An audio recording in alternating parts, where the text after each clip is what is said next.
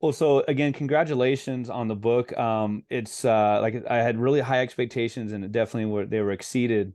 Thank you. Tell us, any particular bookstores that you'd recommend we buy it, and as well as any social media or contact info for you.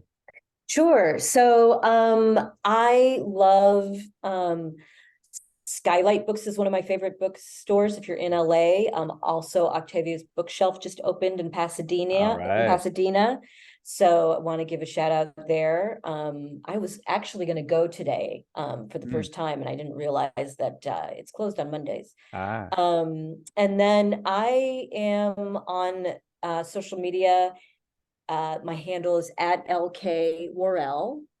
And I'm on Facebook, but like just for family and stuff like that. But if you want to stay in contact, Twitter and Instagram are the places to do that. And that's the handle. Awesome. So two R's and two L's in your last name, That's right? correct. Yeah. There you go. Warrell. You can say as little or as much as you like about any future projects you might have coming up. So I'm working on a novel. Like I said, today I'm pulling my hair out, but Hmm. it's about an affair. So we're totally different characters, totally different types. Okay. There are only two perspectives, only two points of view, as Mm. opposed to like 10, Yeah. as you said in this first one. um, but that's what it is. And like I said, today I feel very, very frustrated by it. Mm. But but I hope it's going to stir some emotions, and there Mhm. will be some cringy moments, and there will be some moments of transcendence and hope, and it's complicated. And Yeah. I like excuse me, I really like um stories that go there. Mm. You know what I mean? Mm. And really uh force us to kind of inhabit the realities of our lives and all of their Yeah. complications.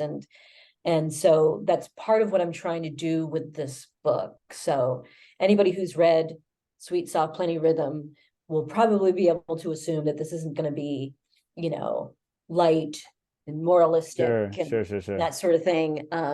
So if I can get through the section that's driving me nuts right now, that's what will come next. Hmm. Cryptic, I like that. It's about an affair. Okay. Mm-hmm. All right. Well, yeah, we definitely feel close to the characters. We enjoy the characters. We want to know the characters. We hate the characters. We love the characters, all the above, all the Mm-hmm. stuff that makes great books. Yeah. Do you this would, the book is always better than the movie. The book is Mm-hmm. always better than the TV series, but any idea who would play Circus if this were to be a movie? Have you thought? That's a really good question. People have asked me. I don't know. I don't know how Hollywood works, even though I live in LA. I have no idea how it works. And I think one of the challenges would be it would have to be an actor who doesn't mind. So first of all, he'd have to be charismatic and attractive in the Sure. way Circus is. But he'd have to be somebody who doesn't mind not being that, this isn't about you, Hmm. right? It's about the women.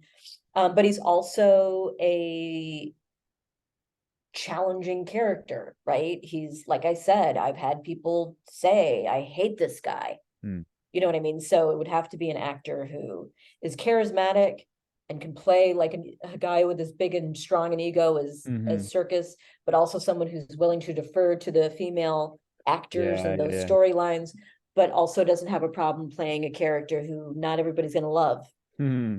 So I don't know. I mean, It'd be so somebody around 40, mid 30s, 40s. it'd be a good problem to have, right? Problem in quotes, right? Yes, yeah. The people that I think of are like they might be too big of stars. The other Ah. thing is that in the book, Circus is kind of racially ambiguous. He Mm. kind of uses that. Um, but I get the sense that they probably would let that go if they turned it into a show or a movie. So I don't know. Mm. Um, I was gonna say Jonathan Majors, but I don't know what's going on with him right now. I know that at one Yeah. point, when I would have conversations about this, people were like, oh, what about Jonathan Majors? And I liked that idea, but unfortunately, I think we're in a different reality now Yeah, around if we were him. talking 4 or 5 months ago, right, it would have been a different Yeah, story. but yeah, somebody who has that kind of intensity and Mm. charisma and complexity. I think I'm unfortunately I feel this way. Uh, like popular culture right now, I'm just I've aged out of it. Like, who's that? Hey, What show are they on? So understood. yeah, so I don't know. I Same. don't know anybody anymore. Well, it's been such a pleasure to talk to you. Yeah, you too. Thanks for writing this dang good book. Great book. People Thank you. listening got to get it. I'll be sharing on the episode notes all the links to buy it, and some really cool LA Times articles and reviews. Congratulations, and Thank you. again, it's been a pleasure talking to you, and thanks for your reflection on such a great book.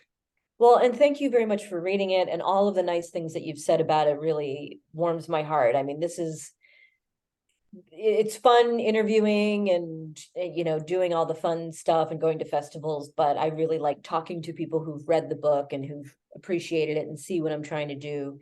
And so it means a lot. So thank you. Thanks so much. What a pleasure it's been today to speak to Laura Warrell. Continue good luck to her with her writing. So looking forward to continue to follow her career and her important work. You can now subscribe to the Chills at Will podcast on Apple Podcasts. You can also leave a 5-star review. You can ask for it by name using Alexa, find it on Stitcher, Spotify, and on Amazon Music. Follow me on Instagram while you're out there checking out Laura, where I'm at Chills at Will Podcast, or on Twitter where I'm at Chills at Will PO1, the digit 1. You can watch this and other episodes on YouTube, the Chills at Will podcast channel. Sign up now for the Chills at Will podcast Patreon. It can be found at patreon.com/Chills at Will podcast Peter Riehl. My last name is Riehl. Check out the page that describes the benefits of a Patreon membership, including cool swag and bonus episodes. Thanks in advance for supporting my one-man show, my DIY podcast, and my extensive reading, research, editing, and promoting to keep this independent podcast pumping out high-quality content. The intro song for the Chills at Will podcast is Wind Down instrumental. The other song on the episode is Hoops by Matt Whitehour. Both songs are used through archesaudio.com. Please tune in for episode 178 with Stephen Borrow. Stephen Borrow was born in Nigeria in 1993, and at the University of East Anglia in the UK, he was a 2018 recipient of the Booker Prize Foundation Scholarship. He has a first-class degree in mathematics and is currently studying for a PhD in creative critical writing at UEA on a fully funded studentship. His book, Andy Africa and the Five Sorrowful Mysteries, is bound to be a sensation, and my interview with him regarding the book is forthcoming in Chicago Review of Books. That episode airs on April 18th, which is the pub day for Andy Africa and the Five Sorrowful Mysteries. For now, thanks again for listening. I hope that these uncertain days bring you texts by writers with mad skills like Laura Warrell, whose work, like sweet, soft, plenty rhythm, gives you chills at will.